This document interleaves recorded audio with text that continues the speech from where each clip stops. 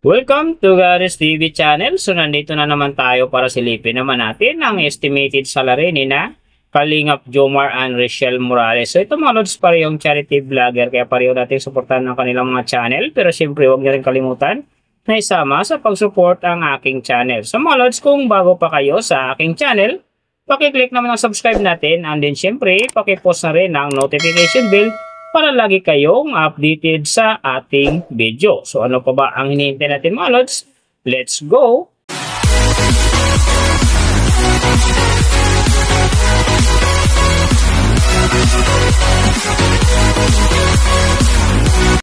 So mga lods, unahin natin yung kay Kalingap Jomar. So sa ngayon, si Kalingap Jomar ay meron ng 235,000 na subscriber. And then, meron na rin siyang upload videos na 611. So, may total views naman siya ngayon na 33 million. And then, yung account niya ginawa ito noong June 1, 2023. So, doon naman sa kanyang total grade, nakakuha siya ng C+. And then, sa kanyang social blade rank naman, nasa 271,724. So, doon naman sa kanyang subscriber rank, nasa 2,063. And then, sa kanyang views rank naman, nasa 540,365. So, nakita na natin yung kanyang ranking. Silipin naman natin yung kanyang last 14 days na subscriber, views, and then yung kanyang earning. So, sa kanyang subscriber mga lods, may 2 araw kung nakita rito na umangat ng tig 1,000.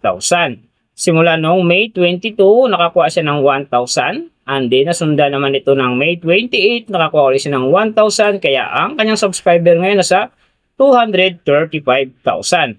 So, doon naman sa kanyang views mga lods, yung mga ganda rito, May 23, nakakuha siya ng 126,000. And then, pagdating ng May 26, nakakuha siya ng 73,000. So, pagdating naman ng June 3, nakakuha siya ng 87,000. So, yan ang magagandang views na nakuha niya mga lods. So, doon naman sa kanyang earning, tingnan natin dito yung May 25.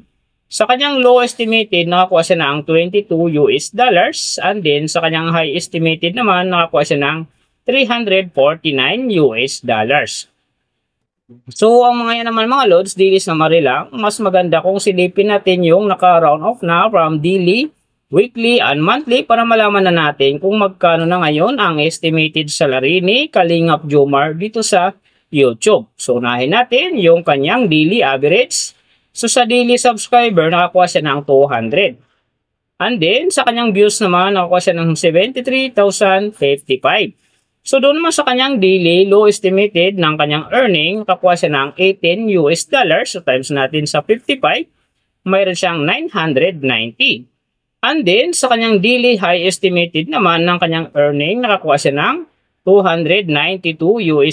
So, times natin sa 55, mayroon siyang 16,060. So, yan mga lods ang kanyang daily average. So, pupunta naman tayo sa kanyang weekly average. So, sa weekly subscriber, nakakuha siya ng 1,000.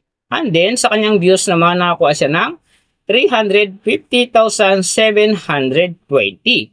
So, doon naman sa kanyang weekly, low estimated ng kanyang earning, nakakuha siya ng $88. So, times natin sa 55, mayroon siyang 4,840. And then, sa kanyang weekly, high estimated naman ng kanyang earning, nakakuha siya ng $1,400.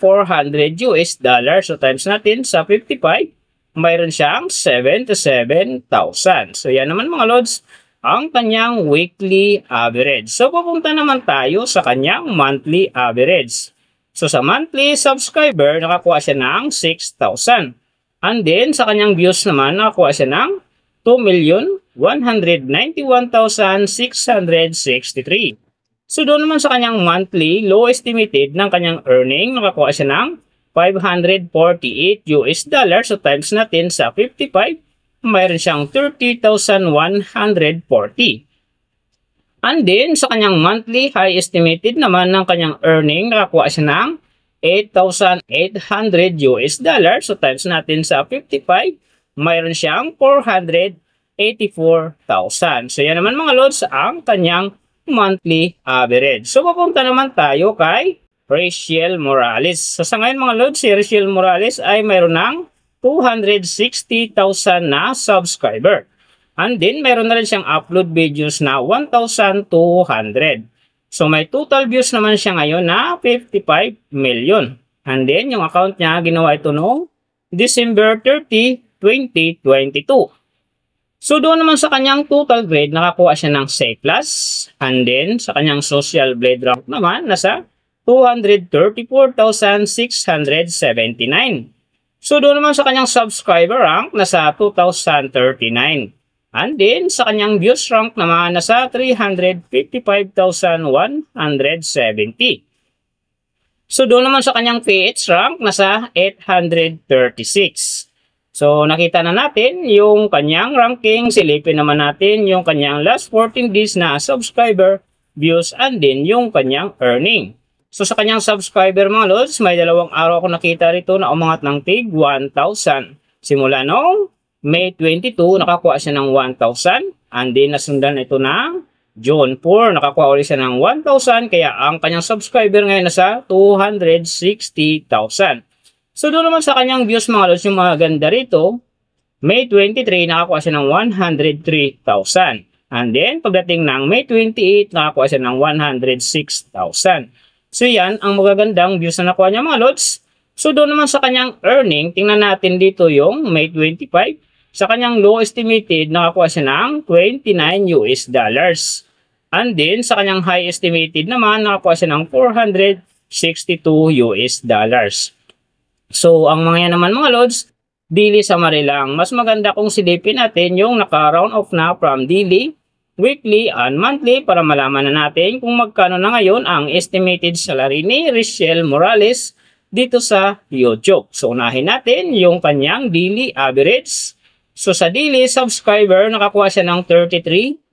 And then, sa kanyang views naman, nakakuha siya ng 91,435. So, doon naman sa kanyang daily, low estimated ng kanyang earning, nakakuha siya ng $23. So, times natin sa 55, mayroon siyang 1,265. And then, sa kanyang daily high estimated naman ng kanyang earning, nakakuha siya ng $366. So, times natin sa 55, mayroon siyang 20,130. So, yan mga lods, ang kanyang daily average. So, pupunta naman tayo sa kanyang weekly average. So, sa weekly subscriber mga lods, wala tayong nakitang update, naka-blank. And then, sa kanyang views naman, nakakuha siya ng 503,759. So, doon naman sa kanyang weekly, low estimated ng kanyang earning, nakakuha siya ng $126. So, times natin sa 55, mayroon siyang 6,930. And then, sa kanyang weekly high estimated naman ng kanyang earning, nakakuha siya ng $2,000. So, times natin sa 55, mayroon siyang 110,000. So, yan naman mga lods, ang kanyang weekly average. So, papunta naman tayo sa kanyang monthly average. So, sa monthly subscriber, nakakuha siya ng 1,000. And then, sa kanyang views naman, nakakuha siya ng 2,743,035. So, doon naman sa kanyang monthly, low estimated ng kanyang earning, nakakuha siya ng $686. So, times natin sa 55, mayroon siyang 37,730. And then, sa kanyang monthly high estimated naman ng kanyang earning, nakakuha siya ng $11,000. So, times natin sa 55, mayroon siyang 605,000. So, yan naman mga lods, ang kanyang monthly average. And then, yung nababanggit ko rito or nakikita nyo sa pawang, estimated lamang yan, nakabase lang tayo sa Social Blade website. Isang public website yan, na kahit sino pwedeng mag-open para malaman kung magkano na ang estimated salary ng ating mga iniidolong YouTuber, vlogger, or influencer. And then mga lods, lagi kong sinasabi na laging natutupad yung low estimated kasi nga hindi talaga natin kayang i-demand sa ating mga viewers na huwag mag-skip ng ads. Pero pwede pa rin naman yan, maging times 2, times 3, or maging times 4 pa yan kapag ang isang vlogger nakapagpa-viral ng kanyang video. Pero siyempre mga lods, kung supporter ka ni Richelle Morales and Kalingap Jomar, huwag na kayong mag-skip ng ads dahil big help yan sa kanilang mga channel. And then siyempre sa mga kababayan natin na kanilang tinutulungan dahil sila ay parehong charity vlogger. Pero siyempre mga lods, huwag nyo rin kalimutan na huwag na rin-skip ang aking ads dahil big help yan sa aking channel and then siyempre sa aking mga personal na ad ikain. So mga lods, kung nagustuhan nyo ang video na to, paki-click naman ang subscribe natin, and then syempre paki-post na rin ang notification bell para lagi kayong updated sa ating video. So big thank you sa lahat ng mga sumusuporta sa aking channel. Sa magsusupport pa lang, ingat kayo palagi and God bless. At sana gabayan kayo palagi ng Panginoon sa ginagawa nyo araw-araw. And then syempre magtagumpay din kayo sa inyo mga pangarap. So hanggang dito na lang. See you on my next video.